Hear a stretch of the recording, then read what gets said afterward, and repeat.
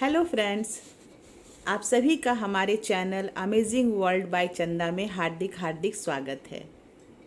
Friends, आज हम लोग इस वीडियो में बहुत ही प्रसिद्ध शख्सियत के बारे में पूरी जानकारी प्राप्त करेंगे और उम्मीद करते हैं कि आप सभी को हमारा ये वीडियो बहुत बहुत पसंद आएगा। तो पसंद आए फ्रेंड्स तो ज़रूर से अपने फ्रेंड सर्कल में भी इसको शेयर करें और यदि आप हमारे चैनल पर नए हैं तो चैनल को सब्सक्राइब करके बेल आइकन ऑल को ज़रूर हिट करें ताकि इस चैनल पर जब कभी भी कोई वीडियो अपलोड हो तो उसका नोटिफिकेशन सबसे पहले आपको प्राप्त हो सके। और ऑफ कोर्स लाइक शेयर और कमेंट ज़रूर करें, इससे हमें मोटिवेशन मिलता है और हम फिर से जो है एक नई ऊर्जा में नए रूप से लग जाते हैं कि चलो आज कौन सा ऐसा इंटरेस्टिंग टॉपिक लाएं जो कि आप सभी को भी पसंद आए। तो फ्रेंड्स, आप सभी ने प्रसिद्ध शख्सियत जो हमारे देश के ही नहीं विदेशों के भी प्रसिद्ध शख्सियत हैं और उन्हें हर कोई बच्चे हो बूढ़े हो खास करके जवान हो सभी उन्हें बहुत बहुत बहुत पसंद करते हैं और उनकी कविताओं से और उनके साहित्य से प्रेरणा भी लेते हैं। तो आज हम बात कर रहे हैं फ्रेंड्स हरिवंश राय बच्चन जी की। तो आज उनकी जीवन के बारे में हम लोग कुछ खास चीज़ें जानेंगे और देखेंगे कि उनका जो जीवन शैली था, उनका साहित्यिक योगदान था और उनकी जो प्रमुख रचनाएं थी वो कौन कौन सी थी और वो कैसे जीवन शैली को अपनाया करते थे। तो चलिए स्टार्ट करते हैं वीडियो को और हरिवंश राय बच्चन जी के बारे में कुछ प्रमुख बातें जानते हैं। तो once again welcome to everyone. तो हरिवंश राय बच्चन जी भारतीय कवि थे जो 20वीं सदी में भारत के सबसे अधिक प्रशिक्षित हिंदी भाषी कवियों में से एक माने जाते थे। इनकी जो सबसे प्रसिद्ध कविता थी वो थी मधुशाला, जो कि 1935 में प्रकाशित हुई थी और इसी मधुशाला नामक कविता से हरिवंश राय बच्चन बहुत ही अलग ढंग से प्रसिद्ध हो गए। दिल को छू जाने वाली कार्यशैली वर्तमान समय में भी हर उम्र के लोगों पर अपना प्रभाव छोड़ती है। डॉक्टर हरिवंश राय बच्चन जी ने हिंदी साहित्य में अविस्मरणीय योगदान दिया है। प्रसिद्ध साहित्यकार हरिवंश राय बच्चन जी के जीवन के बारे में विस्तार से जानने के लिए इस वीडियो को ज़रूर से ध्यानपूर्वक सुने। सबसे पहले जानते हैं उनके जीवन परिचय के बारे में। तो छोटी सी एक इनके बारे में जो है जानकारी इकट्ठा किए हैं, उम्मीद करते हैं आप सभी को ज़रूर पसंद आएगा। तो बच्चन साहब का जन्म जो है वो 27 नवंबर 1907 को बाबूपट्टी नामक गांव में हुआ था, जो कि जिला प्रतापगढ़ उत्तर प्रदेश के एक स्थान का नाम है और ये एक कायस्थ परिवार में जन्म लिए थे। उनके पिता का नाम प्रताप नारायण श्रीवास्तव एवं उनकी माता का नाम सरस्वती देवी था। बचपन में उनके माता पिता उन्हें बच्चन नाम से पुकारते थे, जिसका शाब्दिक अर्थ होता है बच्चा, है ना। प्यार से उन्हें जो है बच्चन कहा करते थे, ठीक है। तो डॉक्टर हरिवंश राय बच्चन का शुरुआती जीवन जो है वो गांव बाबूपट्टी में ही बीता ज़्यादातर। और हरिवंश राय बच्चन जी का सरनेम असल में श्रीवास्तव था। ये बहुत कम लोगों को पता होगा कि हरिवंश राय बच्चन जी का जो सरनेम था वो श्रीवास्तव था, पर उनके बचपन से पुकारे जाने वाले नाम की वजह से उनका सरनेम बच्चन हो गया था, है ना। तो इनका आरंभिक जीवन कैसा था वो भी देखते हैं। तो हरिवंश राय बच्चन जैसा कि आप सभी जानते हैं कि एक कायस्थ परिवार में जन्म लिए थे और कायस्थ विद्यालय था। पहले उर्दू और फिर हिंदी की शिक्षा इन्होंने ली। उस समय कानून की डिग्री लेने के लिए पहला कदम माना जाता था उर्दू, ठीक है, और हिंदी की शिक्षा लेना जरूरी था। उन्होंने इलाहाबाद विश्वविद्यालय से अंग्रेजी में एमए और कैम्ब्रिज विश्वविद्यालय से अंग्रेजी साहित्य के विख्यात कवि W.B. ईट्स की कविताओं पर शोध कर पीएचडी पूरी की थी। ठीक है, इनकी कविताओं पर जो है उन्होंने रिसर्च किया था और उन पर ही इन्होंने पीएचडी की।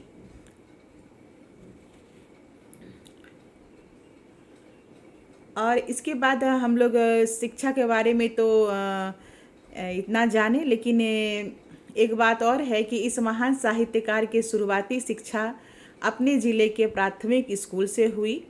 उसके बाद वो फिर कायस्थ पाठशाला में उर्दू की शिक्षा लेने के लिए गए, जो इनके खानदान की परंपरा भी थी। इसके बाद उन्होंने इलाहाबाद विश्वविद्यालय से अंग्रेजी में एमए की पढ़ाई पूरी की। आगे चलकर अंग्रेजी साहित्य में ये काफ़ी प्रसिद्ध भी कवि की जो है कविताओं पर शोध करते हुए कैम्ब्रिज विश्वविद्यालय इंग्लैंड में अपनी पीएचडी की शिक्षा पूरी किए।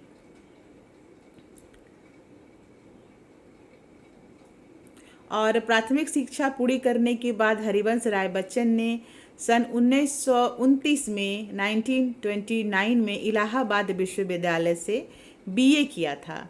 इसके तुरंत बाद उन्होंने एमए में एडमिशन ले लिया।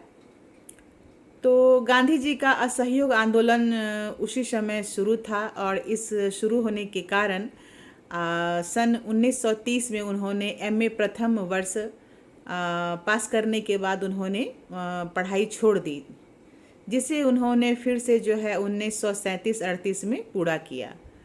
अंग्रेजी साहित्य के विख्यात कवि W.B. ईट्स की कविताओं पर रिसर्च करने के लिए वह कैम्ब्रिज भी गए।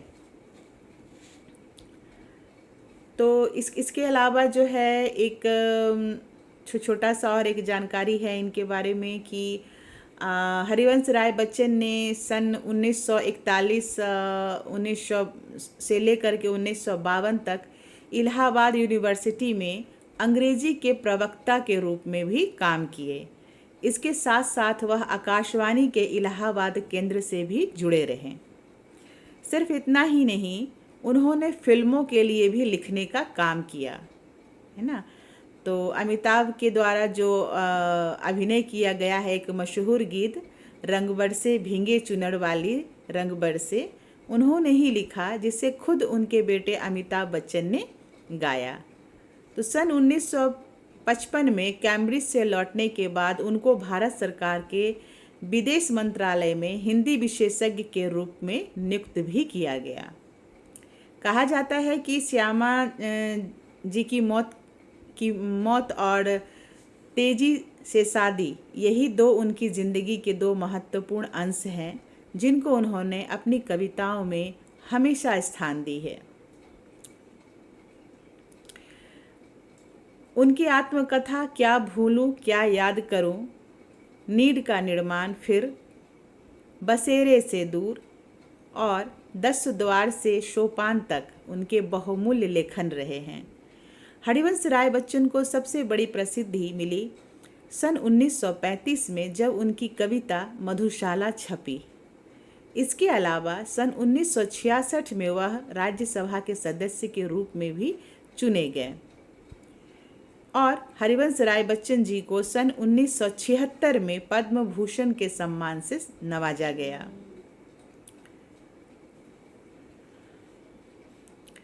उन्नीस सौ 1955 में इंग्लैंड से वापस आने के बाद हरिवंश राय बच्चन ने ऑल इंडिया रेडियो में काम करना शुरू कर दिया।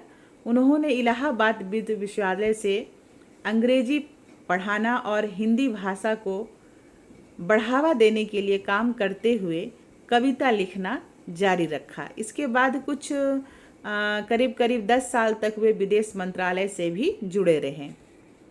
उनको लिखने का बचपन से बहुत शौक था।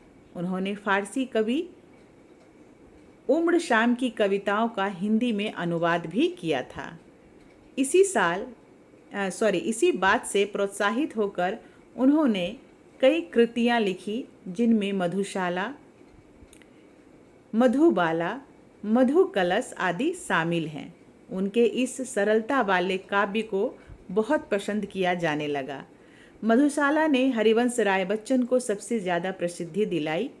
हरिवंश राय बच्चन को उमर खयाम की ही तरह शेक्सपियर और मैकबेथ और अथेलो और भगवत गीता के हिंदू के अनुवाद के लिए हमेशा याद किया जाता है। सॉरी फ्रेंड्स, हिंदी के अनुवाद के लिए हमेशा याद किया जाता है। उन्होंने नवंबर 1984 में इंदिरा गांधी की हत्या पर आधारित अपने अंतिम कृति लिखी थी।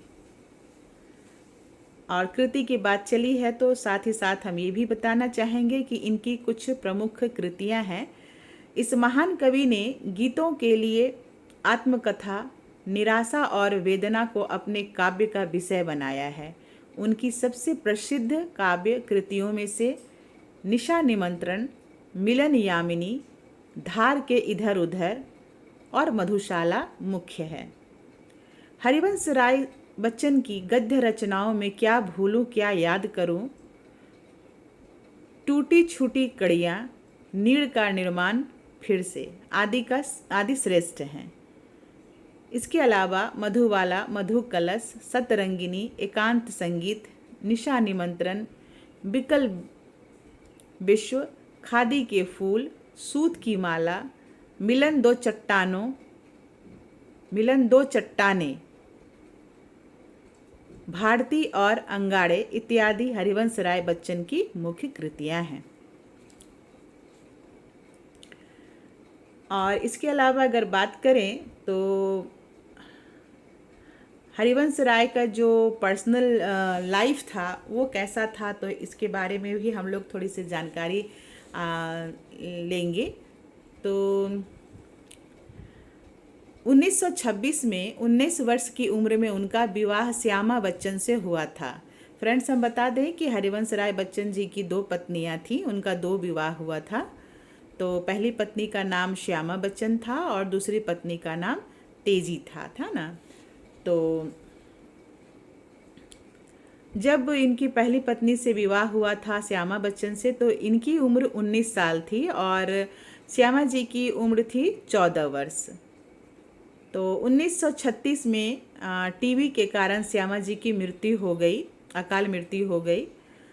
इसके 5 साल बाद 1941 में बच्चन जी ने एक पंजाबी लड़की तेजी सूरी से विवाह किया, जो रंगमंच तथा गायन से जुड़ी हुई थी।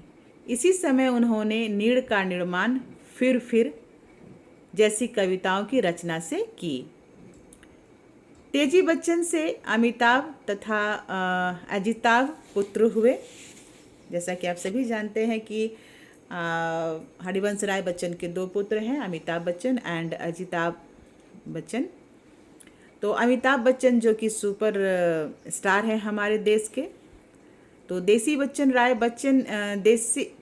राय बच्चन जो थी वो शेक्सपियर के अनुदित कई नाटकों में अभिनय की हैं।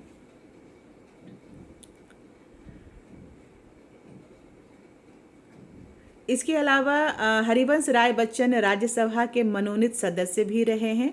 तो 1976 में हरिवंश राय बच्चन को पद्म भूषण की उपाधि मिली। इससे पहले उनको 2 चट्टाने के लिए 1968 में 1968 में साहित्य अकादमिक पुरस्कार भी मिला था। तो इनकी पत्नी जो है, दोनों पत्नियों के बारे में भी थोड़ी जानकारी हम लोग हासिल करते हैं। तो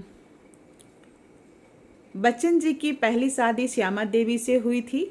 इस विवाह के वक्त श्यामा जी की उम्र 19 वर्ष थी, जैसा कि हमने बताया। इस विवाह के वक्त बच्चन जी की जो उम्र थी 19 वर्ष थी और उनकी पत्नी की उम्र जो है 14 वर्ष की थी। लेकिन बहुत ही दुर्भाग्य की बात है कि काफ़ी लंबे समय तक जो है वो टीबी से जूझती रहीं और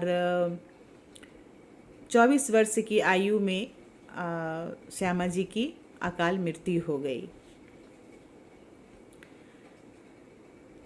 इसके 5 साल बाद 1941 में बच्चन जी का दूसरा विवाह तेजी बच्चन जी से हुआ, तो जिसके बारे में कि हम अभी आपको बता चुके हैं। और तेजी बच्चन भारत की पूर्व प्रधानमंत्री श्री इंदिरा गांधी के बेहद करीबी दोस्त मानी जाती थी। ये भी एक नई जानकारी है मेरे हिसाब से, जो कि अभी हम आप लोगों को के साथ शेयर किए। इसके बाद जो है हरिवंश राय बच्चन की कुछ महान कृतियाँ भी हैं शामिल, और इनका जो कार्यक्षेत्र है वो काफ़ी उम्दा रहा है। जैसा कि हमने आपको बताया कि 1955 में इंग्लैंड से वापस आने के बाद हरिवंश राय बच्चन ने ऑल इंडिया रेडियो में काम करना शुरू कर दिया था। उन्होंने इलाहाबाद विश्वविद्यालय में अंग्रेजी पढ़ाना और हिंदी भाषा को बढ़ावा देने के लिए काम करते हुए कविता को लिखना जारी रखा हमेशा। इसके बाद वे करीब 10 साल तक विदेश मंत्रालय से भी जुड़े रहे। तो उनको तो लिखने का शौक़ बचपन से था, तो उनका जो है कुछ कृतियाँ भी हम आप सभी से भी शेयर किए। और इसके बाद इनकी कुछ उपलब्धियां हैं जो कि काफ़ी अतुलनीय है, वो तो उसको भी हम सभी को जानना बेहद ज़रूरी है फ्रेंड्स। तो चलिए इसके बारे में भी थोड़ी सी जानकारी लेते हैं। तो 1968 में यानी कि 1968 में अपनी रचना दो चट्टानें कविता के लिए भारत सरकार द्वारा साहित्यिक अकादमी पुरस्कार से इन्हें सम्मानित किया गया था। और कुछ समय बाद उन्हें सोवियत लैंड नेहरू पुरस्कार और एफ्रो एशियन सम्मेलन के कमल पुरस्कार से भी सम्मानित किया गया। उनकी सफल जीवन कथा क्या भूलूं क्या याद रखूं, नीड़ का निर्माण फिर, बसेरे से दूर और 10 द्वार से सोपान के लिए बिरला फाउंडेशन द्वारा सरस्वती पुरस्कार से सम्मानित भी किया गया। और 1976 यानी कि 1976 में उनको हिंदी भाषा के विकास में अभूतपूर्व योगदान के लिए पद्म भूषण से सम्मानित किया गया। तो ये थी इनकी कुछ खास उपलब्धियाँ। और हरिवंश राय बच्चन जी की जो मृत्यु हुई, तो उनके बारे में भी कुछ जानते हैं कि कैसे क्या हुआ। तो अपनी दिलकश कविताओं से लोगों का मन हमेशा मोह लेने वाले इस महान कवि ने अपने जीवन के 95 वर्ष की आयु में 3 जनवरी 2003 में मुंबई में जो है आखिरी सांस इन्होंने लिया और दुनिया को अलविदा कह गए। हर व्यक्ति जन्म लेता है और अंत में इस दुनिया को छोड़कर चला जाता है, यह सत्य है। लेकिन कुछ लोग अपने गुणों और काम की छाप लोगों के दिलों में कुछ इस तरह छोड़ जाते हैं कि उन्हें हमेशा याद किया जाता है। पीढ़ी दर पीढ़ी याद करती हैं और उन्हें याद करके हमें काफ़ी गर्व महसूस होता है। तो उन्हीं में से एक थे हमारे हरिवंश राय बच्चन जी। हरिवंश राय बच्चन जी की कुछ खास बातें भी थी। उन्होंने लोक धुनों पर आधारित भी कई गीत लिखे हैं। संवेदनशीलता उनकी कविता का एक विशेष गुण रहा है। विषय और शैली की दृष्टि की स्वाभाविकता बच्चन जी की कविताओं का उल्लेखनीय गुण है। उनकी भाषा बोलचाल की भाषा होते हुए भी काफ़ी प्रभावशाली रहती थी। हरिवंश राय बच्चन अपने बड़े बेटे अमिताभ बच्चन की फिल्मी जगत में जाने पर ज़्यादा खुश नहीं थे। उनकी इच्छा थी कि अमिताभ बच्चन नौकरी करें। हरिवंश राय जी व्यक्तिवादी गीत कविता के अग्रणी कवि हैं। उनकी बहुत सारी रचनाएं हैं जो काफ़ी प्रसिद्ध भी हुई और आज भी प्रसिद्ध हैं और युगों युगों तक प्रसिद्ध रहेगी। तो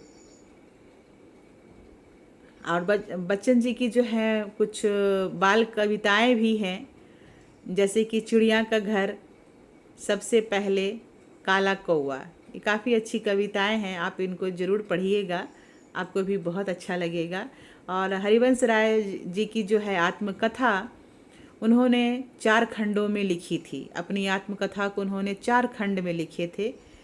पहला खंड था क्या भूलूं क्या याद करूं, दूसरा खंड था नीड़ का निर्माण फिर, तीसरा बसेरे से दूर और चौथा था 10 द्वारा से सोपान तक। तो इसको भी आप ज़रूर पढ़िएगा कभी अगर फुर्सत मिले, और मधुशाला की जो है पंक्तियाँ ज़रूर आप सुनिएगा, पढ़िएगा। काफ़ी रोमांचक है और भाव विह्वल कर देने वाली इनकी सारी कविताएं होती हैं।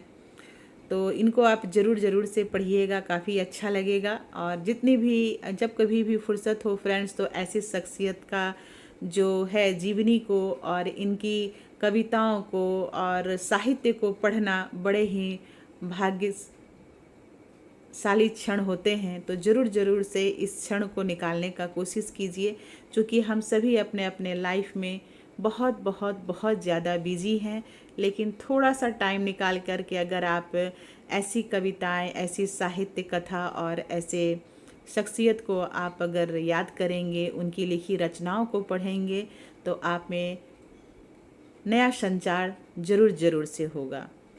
तो चलिए इस वीडियो को अंत करते हैं मधुशाला की कुछ पंक्ति के साथ, है ना।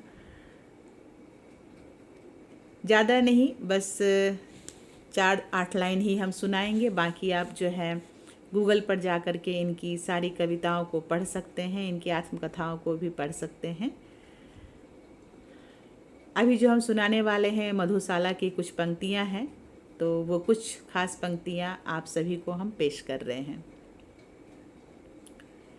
मृदु भाव के अंगूरों की आज बना लाया हाला, प्रियतम अपने ही हाथों से आज पिलाऊंगा प्याला, पहले भोग लगा लूँ तेरा फिर प्रसाद जग पाएगा, सबसे पहले तेरा स्वागत करती मेरी मधुशाला, प्यास तुझे तो विश्व तपाकर पूर्ण निकालूंगा हाला,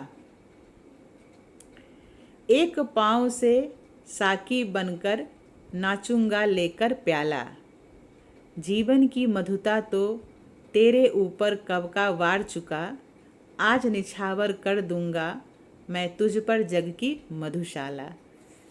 तो ये थी कुछ पंक्तियाँ। उम्मीद करते हैं आपको आज की वीडियो और हरिवंश राय बच्चन जी की जीवनी, उनका रहन सहन, उनका कार्यक्षेत्र, उनकी उपलब्धि, उनकी रचनाएं और ये कविता आपको बहुत पसंद आएगी।